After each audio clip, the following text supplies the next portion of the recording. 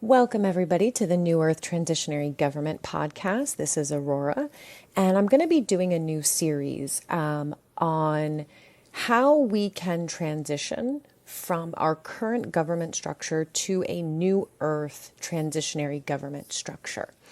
Now, I know that a lot of people out there, I think, have a bad taste in their mouth about the word government in general, right? And I've heard a lot of people say that, they don't want to have any government structure, they don't want to have any politicians, etc. And of course, we agree and understand. We do not want to have any systems of control in New Earth, right? But the NETG itself is not a system of control, and it's not a system of authority. It is a living body of consciousness. And so the idea is that, especially while we transition to New Earth, we are still going to require some sort of structure, right, to keep everything flowing and in alignment with universal law. And even in New Earth, there is still going to be some sort of what we would call a government structure, but it's going to be very, very different, right? Because again, there's no control and there's no authority in the New Earth paradigm. It is made up entirely of a sovereign society, no matter whether we still have labels such as countries and states and this and that, I don't know. But we are still going to have, we're going to have a sovereign society. And so the idea of the NETG is that it's made up of sovereign beings, and in New Earth, there are still going to be beings whose role is to still help to oversee the society.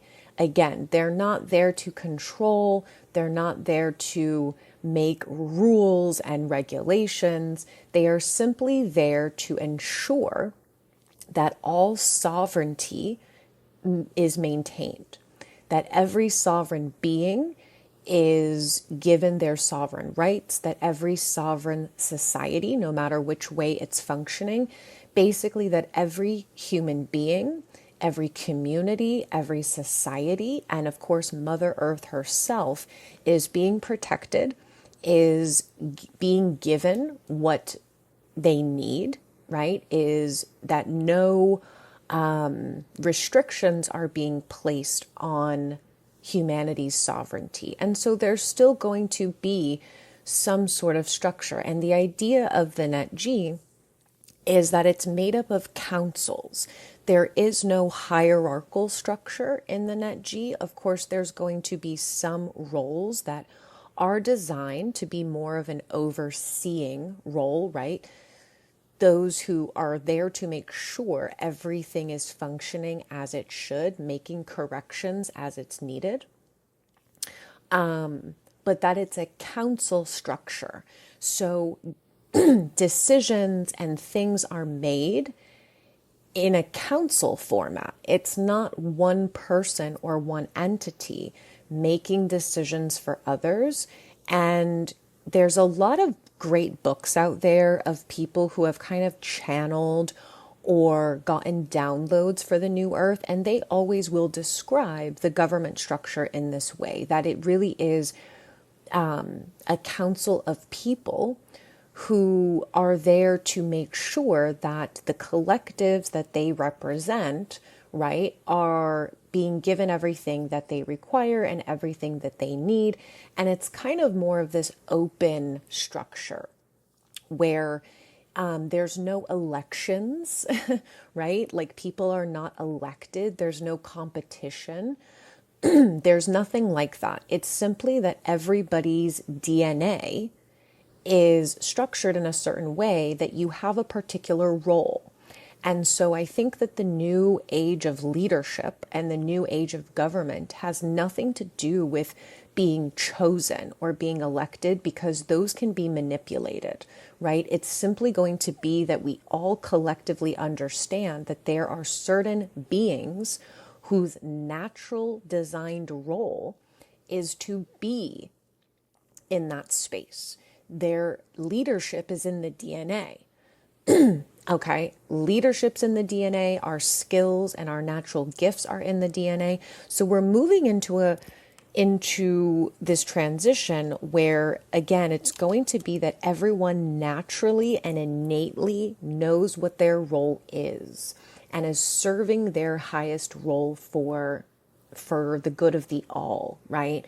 And so it's going to be a lot less about competition and convincing people and having to be elected and all of these things. Now, how quickly we transition into this, we don't know, right? But there is an entire New Earth Transitionary Government book available on the website at newearthtransitionarygovernment.org. If you go to the homepage and you scroll down, you can download that book. This is simply a collection it's a lot of my personal downloads and ideas about what this blueprint could look like, as well as it's a compilation of all of the guides that our councils have helped put together over the past couple of years. These are ideas that everyone suggested, possible guidelines that could help us transition. So none of it's like set in stone. These are simply ideas and solutions that could be implemented. And again, as we transition into this NETG blueprint and this structure, there's not going to be one person in power who decides all of this. This is up to each of us as sovereign beings to enact this ourselves in our own personal life. And then I'm sure there will be a moment where people start to gather and form communities and form societies where they can bring this blueprint into manifestation. They can utilize this blueprint. They can utilize the suggested guidelines. They can utilize the suggested solutions. But again, this is going to be up to all sovereign beings to come together and decide what is the best way that we can transition out of 3D systems and into 5D systems. So that entire book is available if you want to download and read it. What I'm going to be doing is reading the chapters from this book, basically going through the introduction of the NETG and then going through each of the councils and just to share what the vision or the idea of the councils would be like, possible suggested guidelines for these councils and these industries, possible solutions that could be implemented. Because I know it's a lot to read, so I'm feeling just by sharing this and like having people listen to it and maybe get your own downloads and your own ideas and solutions, this is really the year where I feel more and more beings are going to be called to start assisting with this transition. And again, this can begin in your personal life. This can begin in your workplace. This can begin in your community. This can begin in a society. So this is going to be the introduction, and I'm going to be reading the introduction to the NETG. So this is the vision. The vision of the New Earth Transitionary Government, also known as the NETG, was created by Mother of all creation. In 2007, Mom began receiving the downloads for the transition to New Earth, aka the ascension process. She created the blueprint and the structure for this model of collaborative governance as the necessary living body of government to guide humanity through the transition from a 3D system to a 5D system. The NETG is a living body of consciousness which operates as a collaborative council model of governance. In New Earth, we may transition to a different model of governance that is more aligned with self-governance. However, the transition of a council model of government is required. The NETG is made up of various levels of council members who are leaders by example. These leaders have committed to being the change they wish to see in the world. It is only through being the change that we can create change. Leadership in the 3D world was not based on example or integrity. It was based on appearances, corruption, and manipulation. Leadership in the 5D model is based on DNA, blueprint, frequency, and commitment. Those who have the soul blueprint to be the leaders of the ascension and who know in their heart that they are destined to be a part of the NETG will feel guided to this book and information. All human beings will be a part of the transition, but we require heart-based leadership and those who are fully committed to standing in integrity. The NETG has two functions.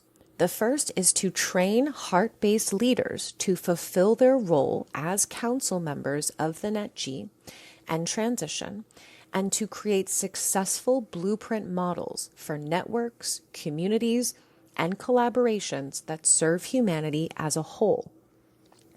Overall, the goal is to guide a complete transitionary system for all beings and industries and sectors from the 3D to the 5D. This book is a collection of my personal thoughts, ideas, and downloads that I have received from Mom and my higher self on the NETG blueprint and transitionary systems. I believe wholeheartedly in humanity and our collective vision for a greater world. The vision of New Earth will be brought into manifestation.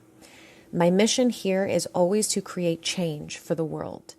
I am forever in gratitude to Mom, who is my greatest teacher, and my whole heart for showing me how to be the change.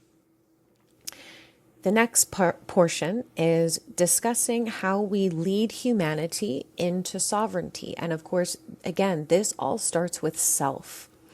Each of us individually has to gain our own sovereignty so that we can work with other sovereign beings and so that we can also teach and lead others into sovereignty. Mother of all creation has decreed that the New Earth Transitionary Government would be the leaders of the ascension for humanity. The vision of the transitionary government is a peaceful assembly of sovereign beings working together in harmony to create cosmic order, integrity, and abundance for all beings on Earth. We teach and encourage all galactic human beings to claim their own sovereignty, to become their God Self, and to lead humanity through the example of divinity. Our vision is that all of humanity will become one, working together through counsel and cooperation to govern ourselves through passion, compassion, and communication. Now, before I go into talking about the different layers of sovereignty, there is also a guide on the NETG websites. Under the Events and Guides tab, there is a guide called the Sovereign Being Decrees. And you're welcome to go explore those. These are just decrees that came to me that can be stated out loud, that can be written down, but these are to basically assist us as just kind of these guidelines of, you know, what a sovereign being is and how a sovereign being acts and communicates and shares. And so those sovereign being decrees are available in their own guide as well. I just didn't include them here because there's quite a lot of them. So the next portion is going to be talking about physical sovereignty. Physical sovereignty is the art of learning how to be your own God self without relying on codependent behaviors with other people, places, and things. The shadow aspect of humanity, which prevents their sovereignty, is attachment. When we are attached to people, places, and things, we believe that without them, we cannot sustain on our own. It is essentially never evolving out of the toddler phase. Attachment often presents itself through people. When we are attached to certain people, we allow them to dictate our choices, behaviors, and feelings, thus giving our power away. When we are attached to things, we are often codependent on these things to make us feel better or to make us feel happiness. We usually refer to this kind of attachment as addiction. Yet many believe that they are not addicts because their choice of addiction is not drugs or alcohol. However, all of humanity are addicts in one way or another. We can be addicted to our phones, to food, to sex, sleep, possessions, or any tools or supplements that we utilize. To be clear, anything can be used in divine alignment when there is no attachment, regardless of what that thing is. We can also become attached to certain places or environments in our life and feel that without that environment, we cannot function. This could be attachment to our hometowns, to jobs, places that we live, or certain areas or cities. We have become codependent on this place or environment, thus giving our power away and staying inside the comfort zone. Physical sovereignty starts by observing the attachments that you have to people, places, and things. How do they dictate your decisions, emotions, or actions? You can make a list of all the things you feel you have an attachment to by asking yourself, if I did not have this person, place, or thing in my life, would I feel like I could not sustain? The best way to begin anchoring in your physical sovereignty is to anchor in mastery of your own body and behaviors. Detoxing, fasting, or going without a certain thing for a specific period of time can also allow you to reevaluate the relationship you have with that person, place, or thing. To be clear, it is never the person, place, or thing that is the problem. It is always our relationship or codependency that is the problem. When we detox from any attachments, we come to find our true sense of self, and then we regain our sovereign relationship with the external world. When we have physical sovereignty, we also feel capable, and we have inner strength to move through challenges and gain resilience without crutches. Now, the next portion is about gaining our emotional sovereignty. The control dramas are the main ways that we as humans stay codependent on one another emotionally. These were first coined by James Redfield in his book, The Celestine Prophecy, which I highly recommend reading, by the way. The 4 control dramas are as follows. The intimidator takes energy from others by seeking to control them through fear, intimidation, powering over, or abuse.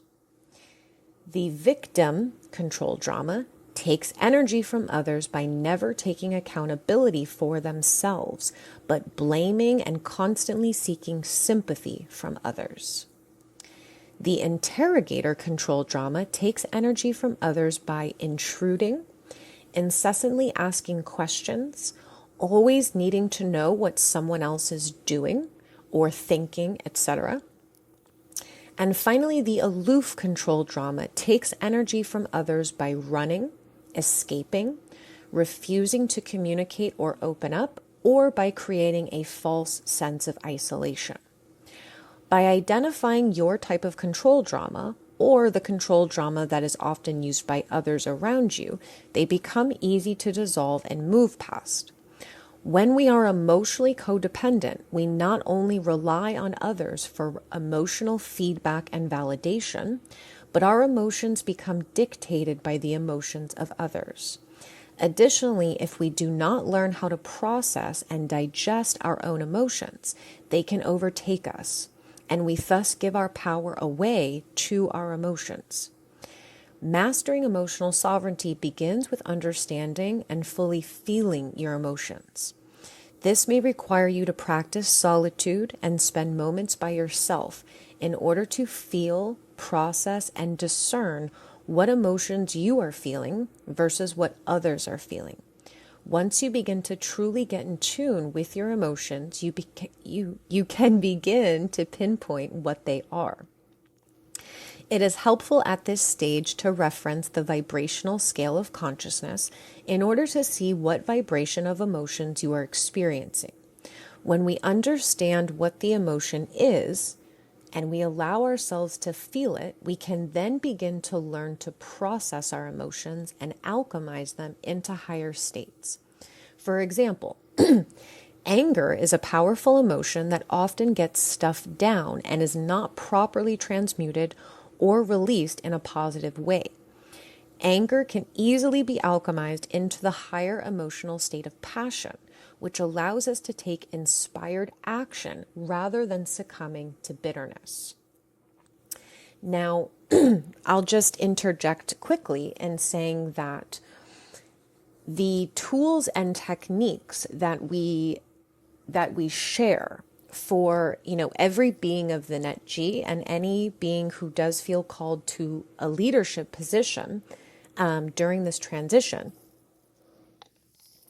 is going to have to utilize the tools and techniques to basically establish your sovereignty, but also to work through, emotional regulation, learning how to transmute, learning how to transform, learning how to break down programmings, right? And opening up to higher thought.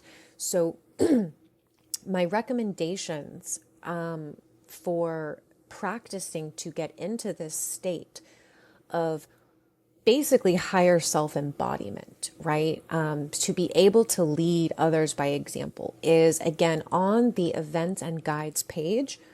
When you scroll down, the very first 3 guides that you will see are what we call the starter guides. That is required for everybody. So one of those guides are the self-love disciplines. These are tools and techniques that you can really easily utilize on a daily basis to basically help you stay grounded, to help you stay centered, and to help you move through basically the ups and downs of this process, right? It will help you emotionally regulate. It will help you detox. It will help you stay centered in your heart. It will help open you up to be able to connect with your higher self more easily. The second guide is going to be breaking through the ego workbook. That is very important. It goes through all of the ego programmings, basically the limiting thought patterns and belief systems that keep us in a lower state of being. So getting familiar with those programmings and transforming them by basically breaking out of them. You can also utilize ego death ceremonies, which there's a guide on that as well. And the third guide that's really useful is the Divine Traits Guide. And this goes through the divine traits of a sovereign being, of a higher self. So we can become more familiar with the divine traits and start anchoring more of those in while really transforming the lower traits. So that's a great place to start, right? Now, part of developing emotional sovereignty is going to be by going through some of these processes, which I'm going to talk about now. The first one is full feeling, okay?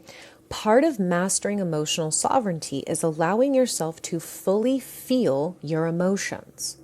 Most of us have been taught to escape, hide, suppress, or run away from our emotions. This leads to sickness in the body and the spirit and often keeps us in loops of lower emotions. When you first begin to turn your feeling centers on, it can be overwhelming. Allowing the full release of your emotions through crying, movement, journaling, or expressing is key. The next step is identifying and processing. Once we begin to fully feel our feelings and allow them to pass through us, we begin to identify how we feel and discern this from how others are feeling.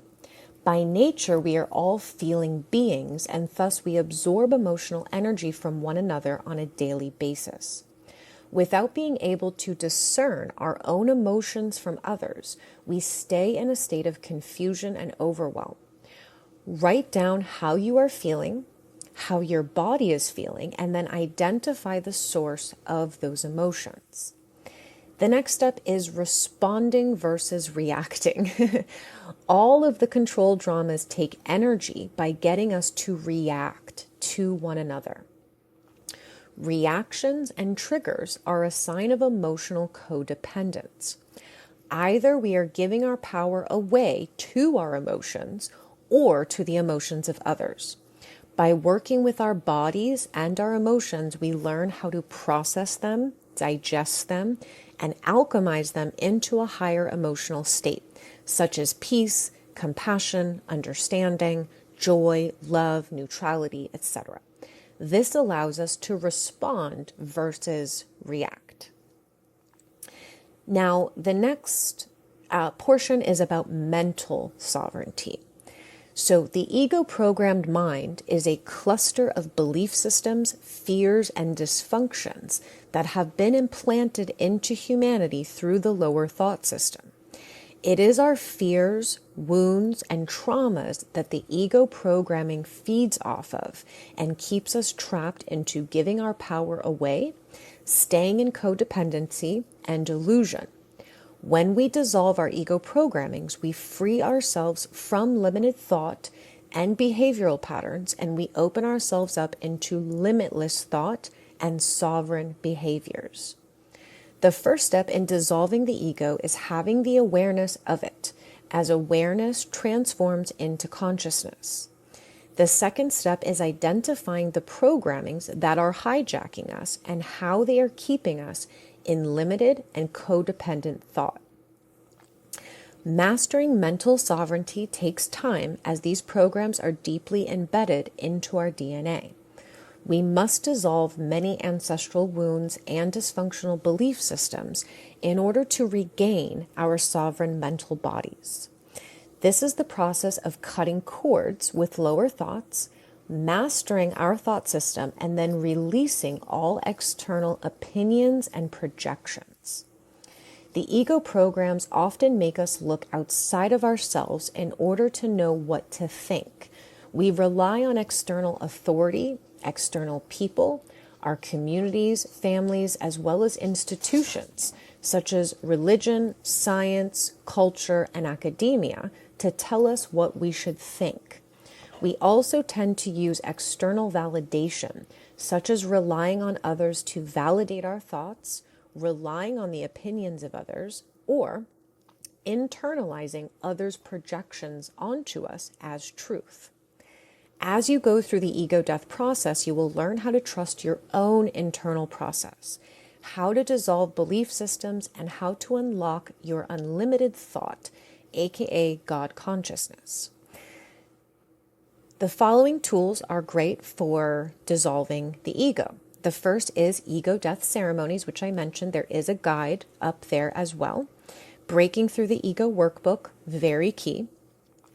Cutting cords with all lower thoughts. The examples of how to cut cords is in the self-love discipline guide, just FYI. Learning the art of being present in the moment of now. Validating your own personal truths. Learning to connect to your angels and higher self. Being proactive in correcting and changing dysfunctional belief systems and behaviors, as well as detoxing your mental body through a period of abstinence from information, technology, and the consumption of external opinions. Now, the next portion is about claiming your energetic sovereignty. Energetic sovereignty is when we reclaim our power and no longer rely on external sources of energy to sustain ourselves. Rather, we are connected directly to Source and our higher selves.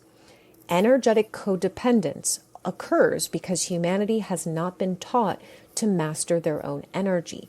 Thus, they have to rely on getting energy from outside sources in order to feel alive, or in order to feel like we have the energy to do anything, right? We all share in collective consciousness, so we often are sharing energies with others without even realizing it. Our true life force energy comes directly from our connection with Source and the anchoring of our higher self. This dissolves the need for external energy, which we often seek through control dramas, over-consuming things that quote-unquote give us energy, such as energy drinks, coffee, sleep, food, etc. And by feeding off the creative energy of others without contributing our own creative energy. Okay? Energetic sovereignty not only allows us to become fully sustainable beings, but it also protects our energy fields from external distortions and helps unlock our creative potential. So some of the tools and techniques for this is number one, establishing energetic boundaries with others who seek to drain or take energy from you. Number two is practicing techniques such as shielding, utilizing the rainbow bubble and the rainbow sword. Again, those are just, more in depth of how to utilize that is in the self-love discipline guide. Next is utilizing energetic cleansing tools. This can be crystals, sage, incense, candles, anything you enjoy. Next is connecting with source and also your divine feminine. Internally, we all have divine feminine to unlock your life force energy. Next is unlocking your creative potential through the exploration of your natural gifts. Next is cultivating inner joy, probably one of the most important ones. Automatic writing and connection with your higher self, also great tool. And finally, sun and moon gazing. That does help as well. Now, the next portion is about spiritual sovereignty, because we know that this planet has been filled with spiritual warfare. So this is another important part of our sovereignty, is regaining our spiritual sovereignty. Spiritual sovereignty is the mastery of coming into your God self through connection to source and following your inner compass. Here on earth, humanity has been suffering from a deep disconnection from source, and specifically from the divine feminine essence. We have disconnected from our natural state of being, flow, intuition, and surrender. When we are codependent on institutions like religion to tell us about God or tell us that God is external from us and not within us, we give away our spiritual sovereignty. We give our power away to belief systems and other attachments, such as needing to have proof of something, relying on gurus or others to tell us what is true or how to be spiritual. Spiritual sovereignty begins by acknowledging that you are God with God. All souls share the same divine connection to the Mother, Father, Godhead, which is Source. Dissolving all previous belief systems about religion, God, spirituality, and what is true or not true helps open you up to your own internal compass and inner knowing. That is the only truth that must be discovered. Mastering our spiritual sovereignty also includes learning discernment. Discernment is when we utilize a combination of logic and intuition through the brain-heart connection in order to decide for ourselves what is true and what resonates with our soul. No one can tell you what truth is, and there is no proof that can be obtained. The only truth you will ever know is the truth you discover within yourself, through your own intuition, your own guidance, and your own connection with Source. It is truly through the experience of the journey home to Source that we master this. All souls are on their own unique paths home to Source, which is the God Self. Some tools and techniques here is one, to get in touch with your intuition, learning to follow your own internal guidance system regardless of external opinions. Next is to follow the synchronistic events. Follow your synchronicities, follow your confirms, okay? If you're looking for a confirm of something that you feel, something that you're getting through your intuition, but you're not sure, ask your angels for confirmation. And then you can always use the 3 confirm rule. If you get 3 syncs or 3 confirms, that is a sign that it's correct, what you're feeling, what you're thinking, what direction you want to go in. Next is to anchor in the divine traits. Again, you can utilize the divine traits guide for that. Also becoming familiar with the universal laws and divine decrees, which are also up on the site. I'll be doing another podcast on that. Finally is to practice self-love disciplines, which puts you in tune with your own internal compass, okay? So finally, I'm going to talk about relationship sovereignty, because life is all about relationships, right? All the personal relationships we have in our life, as well as, the idea of this NETG is everyone's collaborating together. Everybody's working together in true collaboration, right? It's not a competition. It's not about needing to be right. It's not about winning. It's about really learning how to communicate with each other as sovereign beings. It's about learning to, find diplomacy and tact and the collaborative spirit and the cooperative spirit, right? And so this is going to also relate to how we deal with relationships, personal relationships in our life. So relationships is where humanity displays the most codependence. Of course, having relations with one another is creation in motion. However, the difference between divine relationships and 3D relationships is vast. Romantic relationships are where we experience the most codependency and attachment. But again, this applies to all relationships of any kind. We have been programmed to give our power away to another and to sacrifice or compromise some part of ourselves in the process in order to make another person happy or to meet their expectations. However, true divine unions or true divine relationships, again, which extends to any relationship, that can be a working relationship, a collaborative relationship, the relationship you have with friends, community members, etc., right? These are all based on sovereignty, as both beings have mastered their sovereign state and are now working together in an interdependent relationship. The following are some of the ways in which codependency can present through relationships. One is having conditions and expectations of one another. 2, conditional love, which relies on the other making you happy or vice versa. Playing out wounds, traumas, and control dramas. Also sacrificing personal happiness for the sake of another. Blame and lack of accountability. And finally, ego needs, wants, and desires. Romantic relationships are not the only ones that experience codependency. Friendships, partnerships, and family relationships also display this. We experience this as constantly feeling drained from the relationship, a lack of honest and transparent communication, blame and projection, placing ego needs, wants, and desires above healing, transformation, and personal accountability. In order to establish true sovereign relationships, we must first come to know ourselves and establish a divine relationship with ourselves and Source. This is done through inner work, reflection, transformation, and self-love. All others must also be doing this work, or the relationship will never be sovereign, but will continue to be out of balance and codependent. This is why those who are on this path often experience separation. Choosing to put yourself, your healing, your joy, and your purpose first is the only way to master sovereign relationships. To have firm energetic boundaries, and that you will only engage in relationships that are based on this sovereignty.